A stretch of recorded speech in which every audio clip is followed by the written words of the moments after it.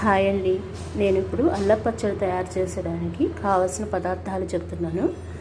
అల్లము కొద్దిగా, చింతపండు 100 గ్రాములు, బెల్లం 100 గ్రాములు, కారం 1 కప్పు, సాల్ట్ 1/2 కప్పు, కొద్ది తగ్గించి తీసుకోండి. మెంతిపిండి, ఆవపిండి, పోపుకి 1 కప్పు ఆయిల్, పోపులో వేయవలసినటువంటి దినుసులు, ఆవాలు, ఎండుమిర్చి, వెల్లుల్లి, కొద్దిగా పసుపు,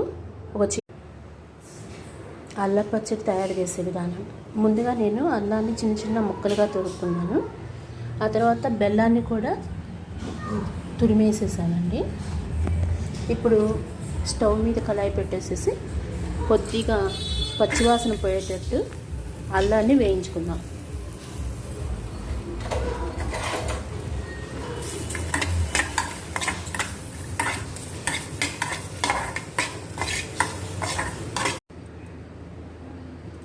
అల్లం వేగాక ఇప్పుడు ఆయిల్ని వేడి చేసేద్దాము.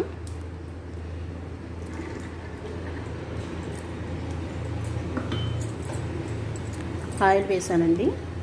ఆయిల్ వేడెక్కాక ఇప్పుడు ఆవాలు, 1 టీ స్పూను ఆవాలు, 2 ఎండుమిర్చి. ఇప్పుడు ముందుగా మిక్సీ జార్ తీసుకొని అల్లాన్ని మిక్సీ జార్లో వేసేసి మెత్తగా పేస్ట్ లాగా చేసుకోవాలి. అల్లాన్ని మెత్తగా పేస్ట్ చేసుకున్నాక నానబెట్టిన చింతపండుని మిక్సీ జార్లో వేసేసి దాన్ని కూడా మెత్తగా పేస్ట్ చేసుకోవాలి. మెత్తగా పేస్ట్ చేసుకున్న చింతపండుని ఉప్పు, కారం,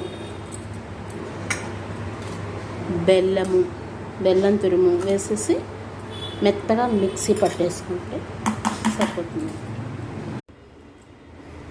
పచ్చడి మిక్సీ పట్టేసానండి. ఇప్పుడు బాగా చల్లారిన పోపులో ఈ అల్లం పచ్చడిని వేసేసి కొద్దిగా మెంతిపిండి, ఆవపిండి వేసి కలుపుకుంటే అల్లం పచ్చడి రెడీ అయిపోతుంది.